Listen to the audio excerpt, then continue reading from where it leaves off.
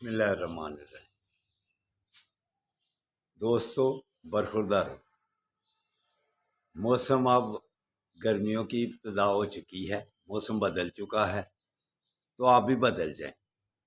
سردیوں میں آپ اور طرح کے ہو جاتے ہیں، گرمیوں میں اور طرح کے ہو جاتے ہیں، رمضان شریف میں اور طرح کے ہو جاتے ہیں۔ تو مستقل مزاجی پیدا کرو، رمضان کے اندر بھی، گرمیوں کے اندر بھی، سردیوں کے اندر بھی۔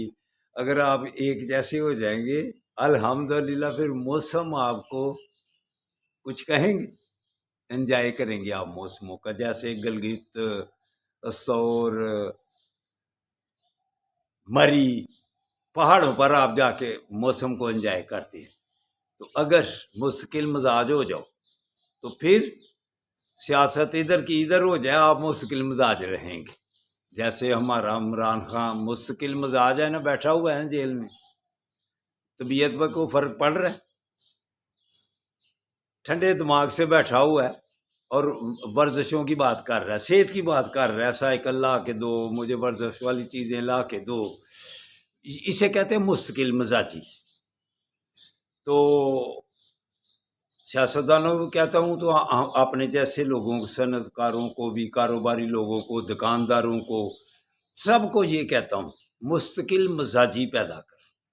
اگر صحیح کرنی ہے، معاشرتی معاملات صحیح کرنے ہیں، انفرادی اور اجتماعی معاملات صحیح کرنے ہیں، جو بھی آپ کو ذہن میں الجھنے پریشانی آتی اس میں مستقل مزاجی پیدا کرو۔ پھر اللہ کی مہربانی سے آپ کی صحت بھی ٹھیک رہے گی، آپ کی سیاست بھی ٹھیک رہے گی۔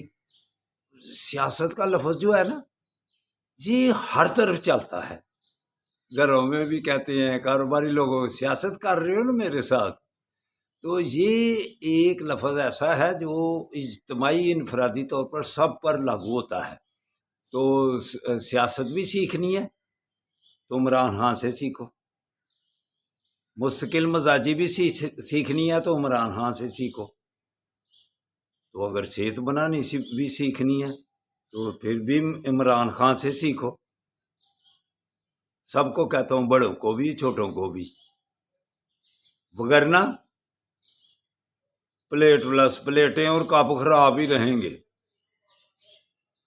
اگر جاگو اور گلاس بھی صحیح رکھنے ہیں نا، تو ان میں بادام اور دودھ ڈال کر لسی، دہی، پھر عمران خان کی طرح کے، تو کپ اور پلیٹیں بھی صحیح رہیں گی انشاءاللہ تعالی، اور گلاس اور جگ بھی پھر صحیح رہیں گے انشاءاللہ تعالی۔ اگر مستقل مزاج ہو جاؤ گے تو پھر اللہ کی جو نعمتیں ہیں وہ استعمال کر سکو گے، وگرنہ ساری چیزیں ڈاکٹر پتہ منع کر دیتے ہیں، زرداری صاحب تو نواز شریف صاحب۔ اب صحت بنانا اور مستقل مزاجی سیکھنی ہے تو سیاست بھی سیکھنی ہے، تو کس سے سیکھو؟ آؤ ہمارے عمران خان سے سیکھو۔ تو صحت تھوڑی بنانے کا مجھے بھی پتہ ہے، تو آپ کی مہربانی مجھے بھی کبھی فالو کر لیا کرو۔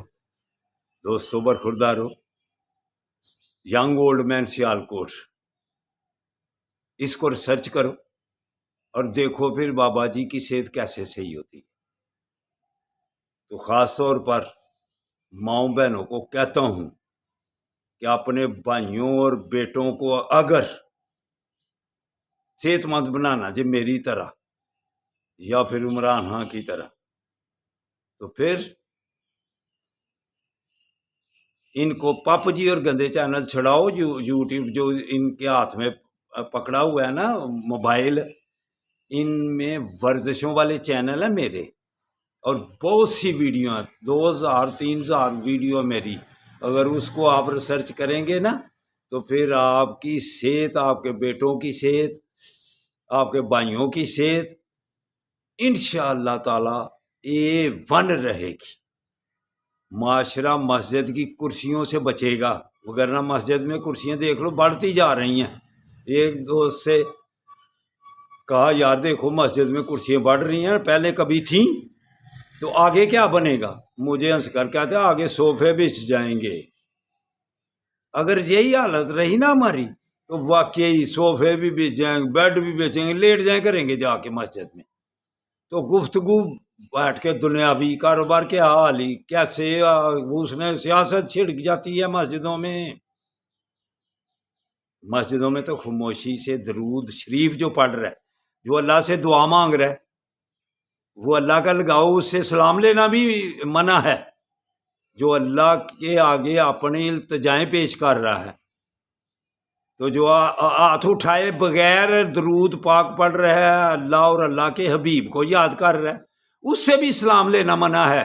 وہ اگر اپنے حال میں بیٹھ کر اللہ کی عبادت کر رہا ہے تو ڈسٹرب کرنے والے السلام علیکم، اس کو بھی ڈسٹرب کر دیتے ہیں۔ مسجد میں تو اونچی سلام لینا بھی جو ہے نا، وہ گناہ کے زمرے میں آئے گا۔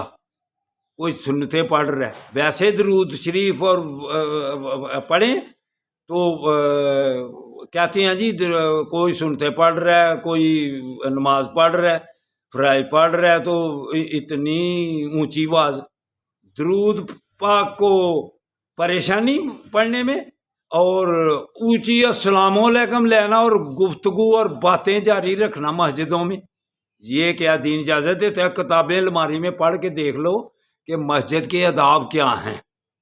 مسجد کے آداب جو ہیں نا، ان کو سیکھو، خاموشی اختیار کرو مسجد میں، پھر اللہ پاک آپ پر رحمتوں کی بارش کر دے گا۔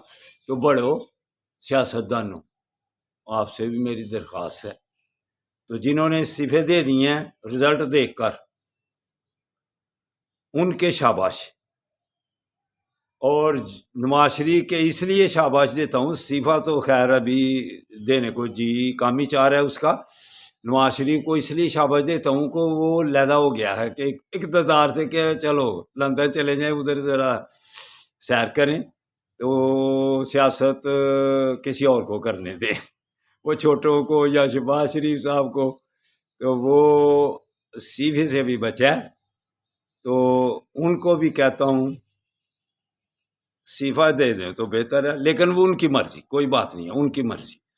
تو ان سے کہتا ہوں جو ہم جیسے لوگوں سے بھی باتیں کرتے ہیں یا بحث کرتے ہیں، وہ بحث بند کرتے ہیں، یا تو رزلٹ پھر دوبارہ کرا کے دیکھ لیں۔ تو اگر اس پر یقین آ گیا ہے تو پھر مانو کہ ہاں ہماری ساری سیٹیں 80 کی سیٹیں انہوں نے نا 80-90 سیٹیں انہوں نے استعفیٰ دینے والوں کو دے دی ہوئی ہے۔ تو جو سیالکوٹ کے بھی جیتے ہوئے ہیں خواجہ صاحب بھی، میرے خیال سے سلوٹ کروں گا اگر وہ استعفیٰ دے دیں گے۔ کیوں کہ مینڈیٹ تو کسی اور کا ہے، ہماری بہن، ہماری والدہ جو بھی ان کو کہہ لیں کہ ہماری ہیں، وہ ان کو عثمان ڈار کی والدہ ہیں تو ہماری بھی وہ بہن بھی ہیں، والدہ بھی سمجھے، مینڈیٹ ان کو دیا ہوا ہے، جیتے ہوئے وہ ہیں۔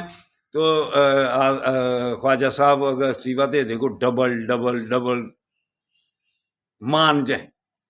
تو جو بحث کرنے والے ہیں ان سے میری درخواست ہے، میرے سے بھی، اور آپس میں بحث کم ہی کیا کرو۔ پھر پتہ ہے بات اللہ پر چھوڑ دیتا ہوں کہ یا اللہ جو کچھ کرے بہتر ہو، آگے بھی پاکستان کے لیے جو کچھ ہوگا بہتر ہوگا۔ اللہ حافظ، اللہ حافظ۔ چلو آ جاؤ واک میں، آ جاؤ پارک میں۔